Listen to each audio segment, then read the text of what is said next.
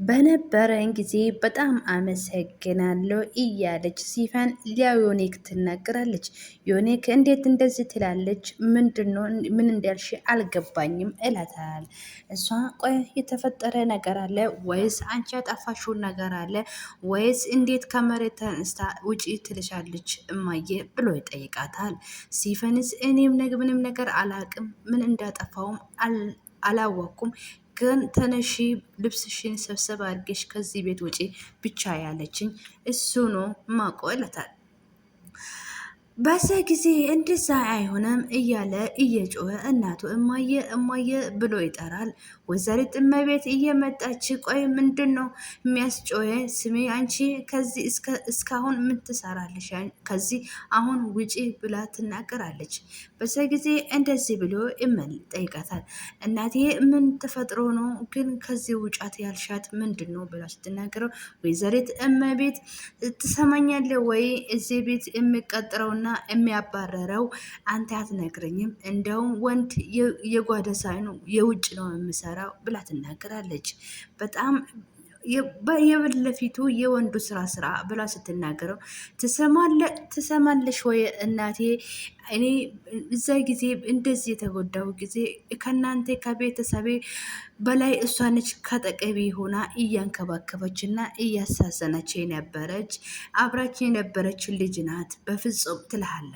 በዛ ጊዜ ወይዘሪት እመቤት በጣም ተናድደ በጣም አመሰግናለሁ፣ ትልቅ ነገር ነው የሰራሽው፣ ልጅ ስላከበከብሽኝ በጣም አመሰግናለሁ ብላ ትናገራለች። ትሰማለህ ወይ ልጄ? አንተ እኔ ደሞዙን ሰጥቻታለሁ፣ እምትወጣ ከሆነ ትወጣ፣ አንተም ደግሞ ቲብ መሰጠት ከፈለክ መስጣት ትችላለህ ብላ ትናገራለች። በዛም እየተናደደ ይሁልሽ እማዬ እቺ ልጅ በዚህ ቤት የደረገችው ነገር ነው የሚበዛው። ስለዚህ እስቺ ልጅ ከዚህ ቤት አትወጣም ብላ ትናገራታል። እናቴ ወይዘሪት እመቤት እንዴት ፈመስኩ እንደ እናንተ ስሜ ነው ወይስ እኔ ነኝ የፈመስኩት? እንደዚህ ብላ ትናገራለች። አንተ ልጅ በቤቴ እያዘዝክ ነው ብሎ ስትናገረው እናቴ እንደዛ ማለት አይደለም፣ እኔ ያልኩሽ እቺ ልጅ ከዚህ ቤት አትወጣም ነው ያልኩሽ እንጂ ሌላ ነገር አላልኩሽ። እቺ ልጅ ብዙ ውለታ አለብኝ የሷ እንደዚህ ቆሜ እንደሚሄድና እያደረገችን እያስናናች የነበረችው እሷ ነች ብሎ ይናገራታል። በዛ ጊዜ ያንተ ውለታ የራስክ ቤት ቁጠረው፣ ይሄ ቤት የኔ ነው ብላ ትጨዋለች። በዛ ጊዜ ወይዘሪት ገመቹ ይመጣል። ምንድን ነው የሚያስጨዋችሁ? ጨዋችሁ እኮ እስከ ውጭ ድረስ ይደርሳል ብላ ይጠይቃል። በዛ ጊዜ ወይዘሪት እመቤት አሰማም ሆይ ልጅህ እኮ የመጀመሪያ ልጅ ስለሆንኩ ብቻ የዚህ ቤት የሚያዛዘውና የሚያስገባው ሁሉም ነገር እኔ ነኝ የምቆጥረው ብሎ እኔ ነኝ የሚያዘው እያለኝ ነው ብላ ስትናገራለች። በዛ ጊዜ አብርሃም እንደዚህ ብሎ ይናገራል። አባዬ እንደዛ አይደለም ብሎ ሲናገረው ወይዘሪት እመቤት ይኸው አስረዳው አባቴ እንዴት ነበረ ብሎ ይጠይቃል። በዛ ጊዜ እሱም እንደዛ አይደለም ወይ አልማስ እመቤት እስቲ ተረጋግና ልጁ ይናገር ይላታል። በዛ ጊዜ እስቲ ይሁን አባዬ እኔ ባዘን የተጎዳው ጊዜ እቺ ልጅ ብዙ ነገር አደረገችልኝ፣ ግን ዛሬ ምን እንደሆነ አላቅምና ከዚህ ቤት ውጪ እያለቻት ነው ብሎ ለአባቱ ይናገራል። አባቱ እንደዛ ብሎ ይመልሳል። ምን ጠፍታ ነው እመቤት እንዴት ከዚህ ቤት ውጪ ብለሽ ትነገራታለ ብላ ስጠይቀው ወይዘሪት እመቤት የዋዳይ ጉዳይ እኔ ለእናንተ ለወንዶች ለማስራራት አይጠብቅም፣ ምክንያቱ እናንተ ወንዶች ናችሁ ብላ ትናገራለች። አባዬ እንደዛ ብሎ የምናገራታል። ትሰማለሽ ወይ? እቺ ልጅ ከዚህ ቤት ካበረርሽ ጠቡ ከኔ ጋር ነው እንጂ ከልጇ ጋር አይደለም ብሎ ይናገራታል።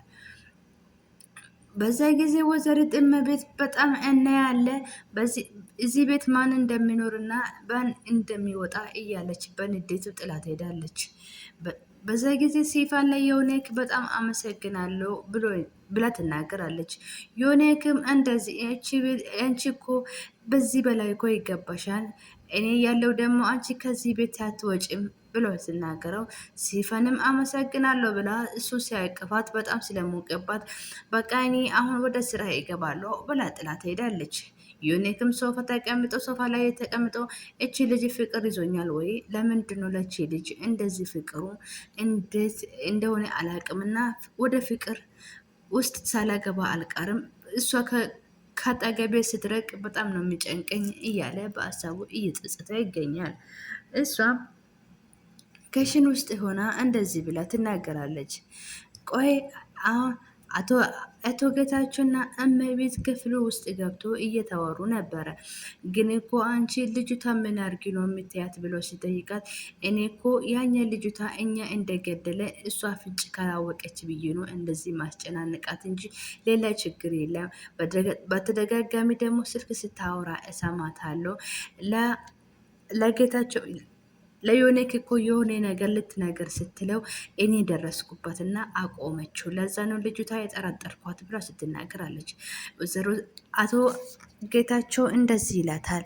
ልጅቷ የገደለ ሰውዬ አሁን 3,000 ሚሊዮን እየተጠየቀን ነው። 3,000 ሚሊዮን ከሰጠን ቪዲዮ እናጠፋለን እኛ ገድለን ስናቀብረ ያየ ሰው አለ ብሎ ይናገራታል። እሷም በጣም ደንግጣ እና ለምንድን ነው የምታቆመው? ለምንድን ነው የማሰጠው ብሎ ትጠይቃለች። እሱ እኮ መሰጣቱ እኮ ግድ ነው፣ ግን ደግሞ ቪዲዮ ካጠፋ በኋላ ነው። ቪዲዮ ካላጠፋም እንዴት ብስጥም ባንስጥም ምን ዋጋ አለ ብሎ ይናገራታል። እሷም አዎ ልክ ነህ፣ እኔም እኮ ልጅቷ ተጠርጥሬ ነበረ ብሎ ይናገራታል። አዎ ለዛ ነው ቢላ ስትናገረው እኔ አሁን ሰውዬ የት እንደሆን ምኖርና ማን ከሱ ጋር እንደሆነ ሂጄ አጣራለሁ።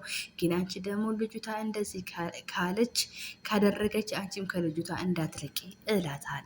በዛ ጊዜ እሷም እንደዚህ ካለቻት በኋላ እሺ ብሏ ትናገራለች። እሺ እንዴት ናችሁ ታዲያ ብሎ ዮኖክ ይጠይቃል። ሲፋን ቆይ እኔ የምልክ ዮኒክዬ አንዳንድ ጊዜ ስራ ካልያዘ ካሌለም እንደዚህ ተገኝተ ምናወራ ምን ይመስላታል ብላ ትናገራለች። ሲፋን ለጓደኛው ስልክ ደውላ እኔ እኮ እንደዚህ ሁሉም ነገር ከዚህ ቤት እንዳንወጣ ያደረገን እኮ ዮኒክ ነው፣ አመሰግናለሁ ስል እኮ አቀፈኝ ብላ ትናገራለች። አዎ አቀፈኝ ስልሽ እኮ ማስምኝ ነው ስትለው፣ አዎ እኔ እኮ እንደዚህ ካልሆነ አንቺ ደግሞ ስለ ዮኒክ እያወራን አይደለም ወይ ብላ ለጓደኛ ትናገራለች። ምን ችግር አለ? ዮኒክ እኮ በጣም ጥሩ ሰው ነው፣ በጣም ጥሩ ሰው ነው። እኔ እሱ አገብቼ መኖር እፈልጋለሁ። ከዛ የቤተሰቦቼ ብር እንደዚህ ካላረኩ ምንም አላገኝም። ስለዚህ በዚህ ሲስተም ተጠቅሜ እኔ ዮኒክ አገብቼ ሀብታም ሆኜ ለቤተሰቦቼ ብር መስጣት እፈልጋለሁ ብላ ለጓደኛ ትናገራለች። በዛ ጊዜ ወይዘሪት እመቤት መታ ምንድን ነው የምታወሪ? በአንድ ድንጋይ ሁለት ወፍ ስትለው ሲፈን ትሰማለች። ወይዘሪት እመቤት በዛ ጊዜ ምንድን ነው የምታወሪ? በአንድ ድንጋይ ሁለት ወፍ እምትይ ምንድን ነው ብላ ትጠይቃለች። ስትጠይቀው እኔ ያልኩሽ ከጓደኛዬ ጋር ነው እያወራዋለሁ። ስለዚህ ካሁን በኋላ እዚህ ቤት ስልክ ማውራት አይፈቀደልሽም ብላ ጥላት ሄዳለች። እሷም በጣም ደንግጣ አዎ የሰው ደም እኮ አያስተኛም እዚህ ቤት ሰው ምን ገባ ምን ወጣ ብላችሁ ዝንብ ገባ ወይ ዝንብ ወጣ ብላችሁ የምታሰቡ እናንተ የምታደርጉ ጥፋታችሁ ስለምታውቁ ነው። አሁን የሰው ላብ እንደዚህ የሰው ደም እንደዚህ እናንተ አያስቀምጥም አያስተኛም ብሎ እናንተ የሚያስጨናናቃችሁ ብላ ከሄደች በኋላ ብቻውን ታወራለች። በዛ ጊዜ እሷ እንደዚህ ብላ ጥላ እኔ አሁን ከጓደኞቼ ጋር ሂጄ የሆነ ነገር ጎረቤት ሂጄ እመጣለሁ ቤቱን አስተካኪ ብላ ትሄዳለች። በዛ ጊዜ አቶ ጌታቸው ተነስተው ለሲፋን ወይዘሮ እመቤት የት ነው ያለችው? አልነገረችሽም ወይ የት እንዳይሄደች ብላ ይጠይቃታል። አዎ እኮ ነግራኝ ነበረ ለአንተ ልናገር ብዬ ሲመጣ አንተ ተኝታለች። ለጓደኛዬ ጋር ደርሼ እመጣለሁ ቤቱን አጸጂና ምግብ ስሪ ብላኝ ሄደች ብላ ትናገራለች።